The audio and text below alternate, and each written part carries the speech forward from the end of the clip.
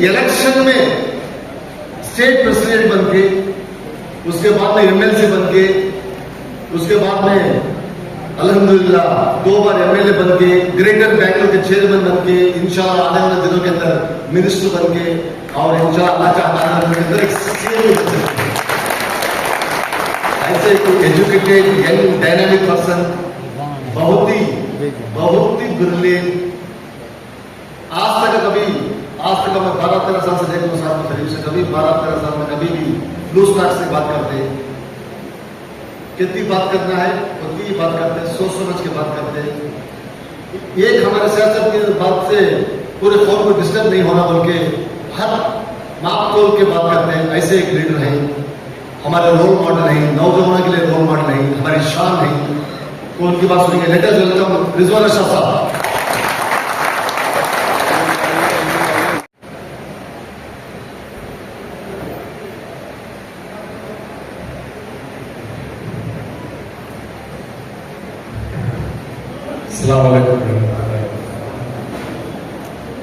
DSS foundation के एक बहुत अहम और बहुत बेहतरीन प्रोग्राम में मुझे आकर बहुत खुशी हुई है। और इस स्टेज पर बहुत से मखसूस शख्सियात ने बात की है, जैसे जो मौलाना महमूद मदनी साहब ने बात की है, और हमारे चीफ मिनिस्टर साहब के पॉलिटिकल सेक्रेटरी, फॉर्मर मिनिस्टर रहे हमारे सीनियर लीडर नसीर अहमद साहब यहाँ मौजूद हैं। KPSC के मेंबर और खुद जज रहे डॉक्टर मुस्तफा हुसैन साहब यहाँ मौजूद हैं। एक होनहार नौजवान ऑफिसर मोहम्मद रफी पाशा यहाँ मौजूद हैं। हमारे हमजा हुसैन जो पुलिस डिपार्टमेंट में है, SP है, और मैं नहीं समझता कि उनसे बेहतर कन्नड़ा कोई और बात कर सकता है। मौजूद है मोहतरमा जहां आरा बेगम है, यहाँ पे मौजूद है, और मोहतरमा UT आयशा फरजाना भी यहाँ मौजूद है। बुजुर्ग हैं, मेरे दोस्त हैं, माँ बहनें सब मौजूद हैं। देखिए, ये प्रोग्राम इसलिए बहुत अहम है कि ग्रेजुएट्स की एक जोड़ हमारे मुजम्मिल साहब ने DSS की जानिब से बुलाई है। उनकी हमेशा से ये कोशिश रहती है कि जो लोग तालीम याफ्ता हैं उनको एक जगह जोड़ा जाए, उनसे बात की जाए, गुफ्तगू की जाए, और इस कौम को आज किन हालात का सामना करना पड़ रहा है इस पर बात हो और आगे बढ़ने का रास्ता तय किया जाए। ये उनकी हमेशा से कोशिश रही है। और नए नए नौजवानों को, बच्चों को तालीम की ओर ले जाने के लिए उन लोगों ने बहुत काम किया है। हमारा तो इतना ही कंट्रीब्यूशन है कि जब वो बुलाते हैं हम यहाँ चले आते हैं। बाकी बहुत मेहनत लगती है, एक प्रोग्राम करना है, इतने सारे ग्रेजुएट्स को, हमारी माँ बहनों को, भाइयों को जोड़ने के लिए। और जिस दिन इतवार का दिन, छुट्टी का दिन होता है, उस दिन घरों से निकाल कर इतनी बड़ी तादाद में यहाँ बुलाना कोई मामूली बात नहीं है। तो काबिल दाद है, और मैं शुक्रिया अदा करना चाहता हूँ जमीर साहब का। और DSS के जितनी भी टीम, सबका नाम लेना मुश्किल हो जाएगा, लेकिन सबका मैं शुक्रिया अदा करता हूँ। और ये कहना चाहता हूँ कि ये किस लिए इतना अहम प्रोग्राम है। ग्रेजुएट्स का मिलना, तालीम याफ्ता लोगों का एक छत के नीचे आना किस लिए बहुत जरूरी है। इसलिए जरूरी है कि इंग्लिश में कहा जाता है कि स्टीरियोटाइप, एक छाप, कि मुसलमान की छाप क्या है, आज हमें किस नाम से बुलाया जा रहा है, हमें किस नजर से देखा जा रहा है। हमारे साथ क्या सलूक हो रहा है, ये सब हमें कहते हैं कि पंचर डालने वाले हैं, तुम कूली करने वाले हो। समाज में अगर कोई काम नहीं करना चाहता तो वो काम के तुम लाए हो। पंचर डालना तो कोई बुरी बात नहीं, डाका डालना बुरी बात है।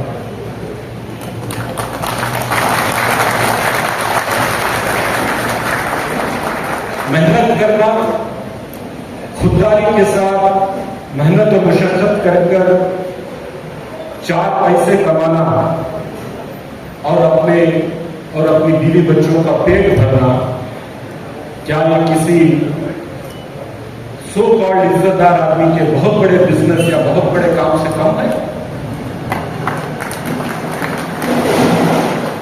अगर ये पंचर नहीं डालते, अगर ये छोटे से छोटी समाज में कोई भी मेहनत का काम क्यों ना हो, अगर ये ना करते और समझ जाए कि सब डाके पे उतर आते, सब क्राइम का रास्ता इस्तेमाल करते, सब इजी मनी, इजी पैसा कमाने का रास्ता इख्तियार करते, तो क्या होगा? बहरहाल मैं ये कहना चाहता हूं कि हमें जिस निगाह से देखा जा रहा है, एक छाप बना दी गई है। मुसलमान प्रोग्रेसिव नहीं है, ये रेग्रेसिव कौम है, ये आगे का नहीं सोचते हैं, ये पीछे का हमेशा सोचते हैं। ये कौम समाज के दूसरे अक़वाम के साथ मिलजुल कर नहीं रहती, अलग थलग रहना पसंद करती है। तो एक ऐसा कैंपेन चलाया जा रहा है जिस कैंपेन के तहत इस समाज में ऐसा जहर घोला जा रहा है, ऐसी परेशानियां हमारे सामने खड़ी की जा रही हैं कि आज हमें ये गारंटी नहीं कि हमारा ये भाई, हमारा एक बुजुर्ग जो दाढ़ी छोड़कर जो हुलिया वज़ाफ़ता हमने बना रखा है, एक जुबा और सलवार पहनकर ट्रेन के अंदर, थोड़ा आप 2 मिनट के लिए छोड़ दीजिए ना, 2 मिनट के लिए छोड़ दीजिए, हुलिया वज़ाफ़ता जो हमारा है, हमारा एक बुजुर्ग ट्रेन में सफर करकर यहां से दिल्ली तक हिफाजत के साथ पहुंच सकता है क्या? आज ये सोचने की बात है। कोई हमारा भाई घर में उसकी मां या बहन या बीवी उसका दोपहर का टिफिन मांग कर अगर देती है तो क्या वो पूरी सेफ्टी के साथ उस टिफिन को खा सकता है? हम कैसे दिखते हैं, हम क्या खाते हैं, हम क्या बोलते हैं, इस पर भी आज समाज में एक ऐसा माहौल बना दिया गया है कि कोई गुनाह हम कर रहे हैं या समाज के खिलाफ हम कोई बहुत बड़ा काम कर रहे हैं। एक बुजुर्ग आदमी को पीटते हुए हमने ट्रेन में देखा, हमारे बाप दादा का उम्र का बुजुर्ग आदमी, दाढ़ी छोड़ा हुआ, सिर्फ इसलिए पिटा कि उसने दाढ़ी छोड़ी, सिर्फ इसलिए पिटा कि उसके घर में उसको कुछ बांध कर खाने के लिए दिया गया। हमने किसी के घर में किसी पर हमला कर उसकी जान गंवाते हुए देखा, सिर्फ इसलिए कि एक झूठा, एक अफवाह ऐसी झूठी फैला दी गई थी कि उसके घर के फ्रिज में कुछ ऐसा गोश्त रखा गया है जो किसी को इससे नुकसान हो सकता है। आज ना हमारी कोई औकात, ना कोई इज्जत, ना कोई हमारी जान की कोई कीमत आज इस समाज में बाकी नहीं रह गई। और जिस तरीके का माहौल आज सियासत में, चंद लोग इख्तिदार में आने के लिए चंद जमातों को, चंद पार्टियों को इख्तिदार चाहिए, इसलिए ये समाज को जो तोड़ रहे हैं, इसकी होड़ में आज आम इलेक्शनों में जो बयानात दिए जाते हैं, बयानात का समाज पर क्या असर होने वाला है, इस मुल्क की एकता और एकजहती पर क्या असर होने वाला है, आने वाले दिनों में क्या ये मुल्क एक अमन परस्त मुल्क बनकर रह जाएगा, क्योंकि ये लोग इख्तियार पे आना चाहते हैं। तो इसीलिए इस पूरे समाज को तोड़कर, इस समाज में आग लगाकर, इस समाज में जहर खोलने का जो काम कर रहे हैं। किसी ने नारा दे दिया बटेंगे तो कटेंगे, तो उनकी उसकी तनकीद हो गई। अगर उस आदमी का बैकग्राउंड देखा जाए, बांटता भी वो है, काटता भी वो है, और वही बोल रहा है कि बटेंगे तो कटेंगे। लेकिन किसी ने बोला वजीर आजम साहब को कि आप ऐसा मत कहिए, आप वजीर आजम हैं, आप कितना गुरुद्वारी से रहते हैं ये अलग बात है, लेकिन गुरुद्वार होकर दिखना बहुत जरूरी है, तो इसीलिए थोड़ा बेहतर तरीके से इसको बताइए। तो उन्होंने कहा ठीक है, एक रहेंगे तो सेफ रहेंगे। खुशी तो तब होती है अगर उन्होंने पूरे हिंदुस्तान को, इस मुल्क के एक एक फर्द को, आदमी हो या औरत हो, नौजवान हो या बूढ़ा हो, हिंदू हो या मुसलमान हो, दलित हो या ब्राह्मण हो, सबको मिलाकर उन्होंने कहता तो हम कहते कि हम एक रहेंगे तो सेफ रहेंगे। तो ये बड़ी खुशी की बात है। लेकिन ये कहने का पैगाम, चंद लोगों को छोड़कर चंद लोगों को एक करने का जो पैगाम आज इस मुल्क का वजीर आजम अगर देता है, तो सोचिए कि हम किस हालात से आज गुजर रहे हैं।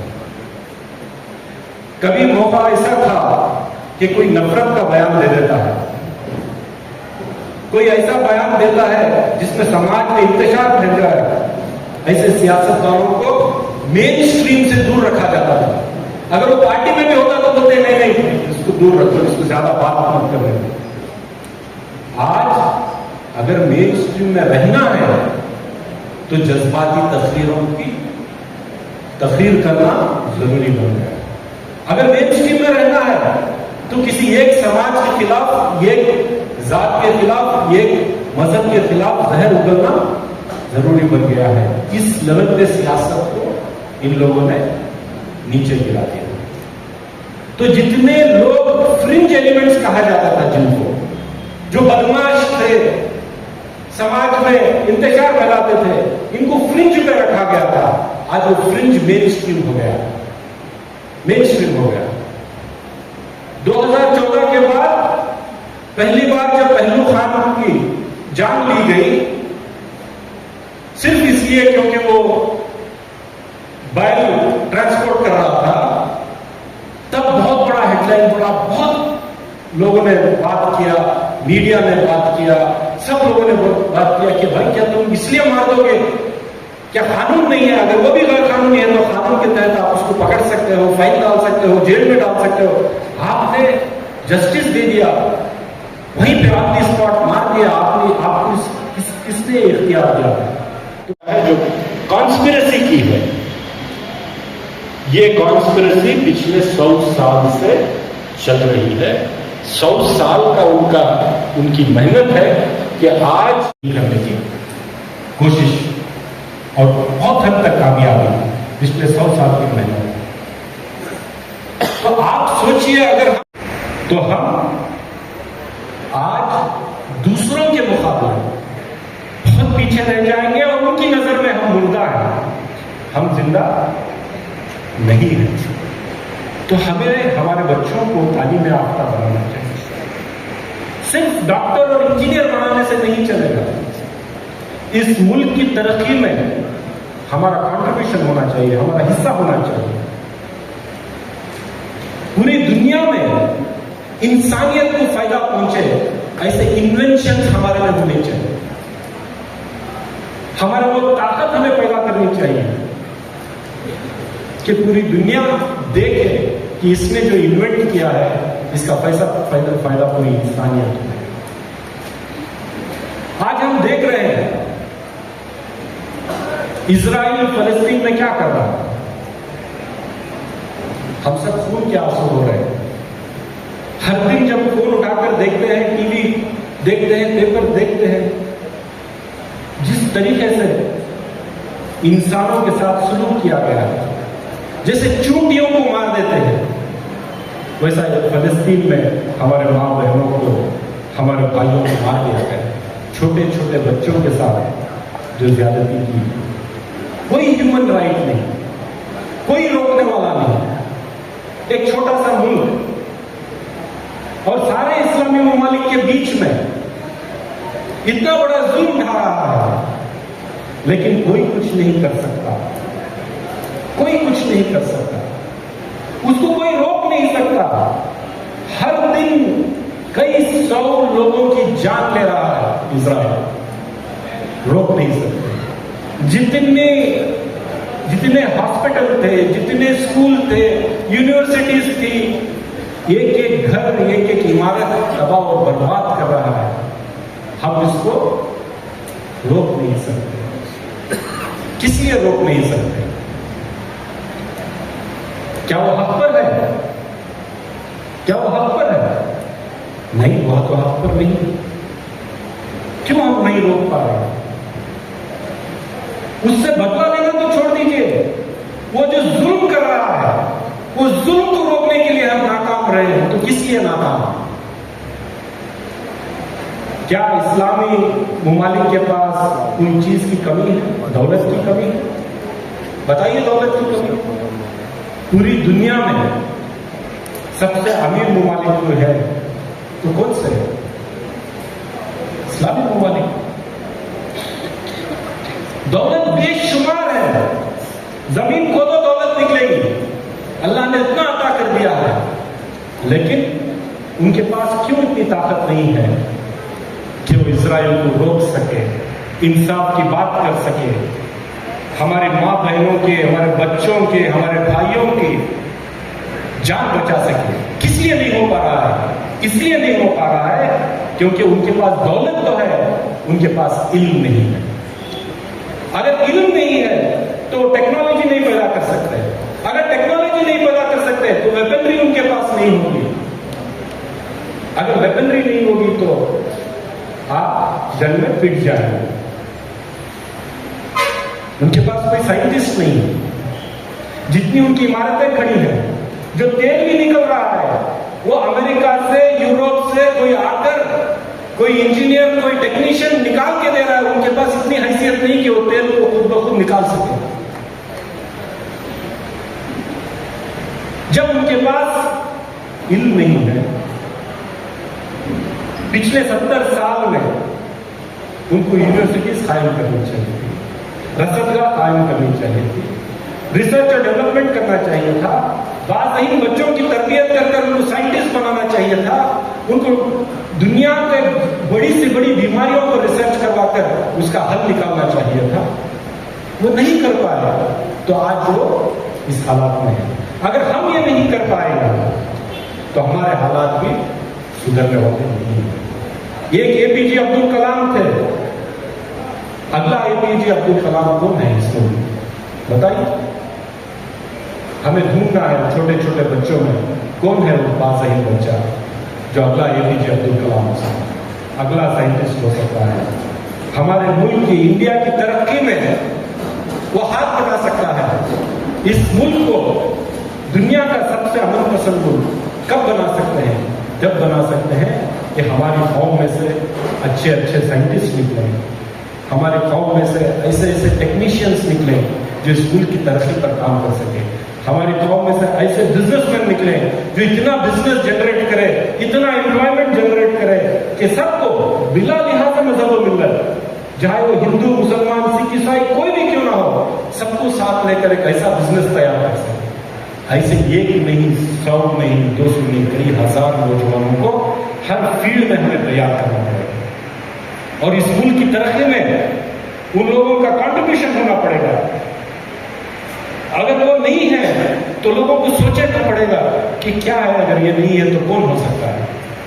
अगर इस मुल्क की तरक्की में हम हिस्सेदार नहीं हैं, अगर इस मुल्क में जो दौलत बनेगी उस दौलत को पैदा करने में हमारा कोई हिस्सा नहीं है, इस मुल्क में जो इन्वेंशन होगा उस इन्वेंशन में हमारे कोई साइंटिस्ट नहीं है, इस मुल्क में जो आगे की कोई भी प्रोग्राम, कोई भी स्कीम चले, उसमें अगर हमारा हिस्सा नहीं है, अगर हम कंट्रीब्यूटर्स नहीं रहे, तो हम कितना भी कोशिश कर ले, हमारी वो इज्जत, हमारी वो हैसियत, हमारा जो वजूद है, वो हमें वापस नहीं मिल सकता। तो ये मिल कैसे सकता है? सिर्फ और सिर्फ तालीम के जरिए, सिर्फ और सिर्फ एजुकेशन के जरिए। और मौलाना महमूद मदनी साहब ने बहुत अच्छे कहा कि हमारा कैरेक्टर, हम बोले तो सच बोले, तोले तो सही तोले, हमारे साथ में बिजनेस करे, हमारे साथ कोई मामला करे तो कहे कि नहीं भाई ये लोग ईमानदार लोग, ये लोग जो बोलते हैं वो करते हैं, ये लोग धोखाबाज नहीं। क्योंकि आज आप पेपर देखिए, टीवी देखिए, अगर किसी के यहाँ चोरी हुई, अगर कहीं किसी क्रिमिनल ने मर्डर कर दिया, किसी क्रिमिनल ने रेप कर दिया, तो पहले उसकी जात देखा जा रहा है, धर्म देखा जा रहा है। वो क्रिमिनल, उसको क्रिमिनल की हैसियत से नहीं देखा जा रहा। अगर हम लोगों में से कोई रेपिस्ट है तो हेडलाइन आ जाती है, अगर कोई क्रिमिनल मुसलमान है तो हेडलाइन पे डालते हैं, फ्रंट पेज न्यूज बन जाती है। तो इतना कम्युनल माहौल जब है, तब आपका, हमारा, हर एक फर्द का अपना जो पर्सनल एक्शन है, ये भी पूरी फॉर्म पर रिफ्लेक्ट होगा। तो ऐसे हालात में जब है, तो हमें मिलना चाहिए, समझना चाहिए, आगे का रास्ता क्या होना चाहिए वो तय होना चाहिए। हमारी जो आमदनी है, हमारा जो इन्वेस्टमेंट है, वो इन्वेस्टमेंट किस पे कर रहे हैं? ह्यूमन रिसोर्स पे कर रहे हैं क्या? एजुकेशन पे कर रहे हैं क्या?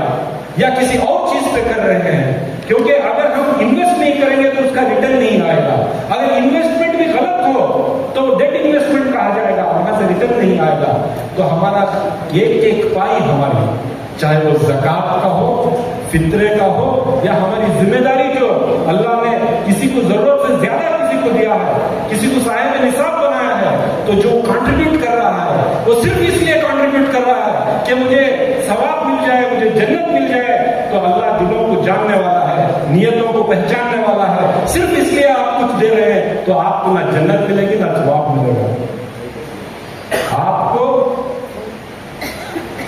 इसलिए देना पड़ेगा कि हम ना रहे तो हमारे बच्चे भी फख्र के साथ, इज्जत के साथ सर उठा करके इस मुल्क में, इस जमीन पर जिंदगी बसर कर सके, और उसके बंदों को कोई हकीर नजर से, कोई गलत नजर से, कोई निचली नजर से ना देख सके।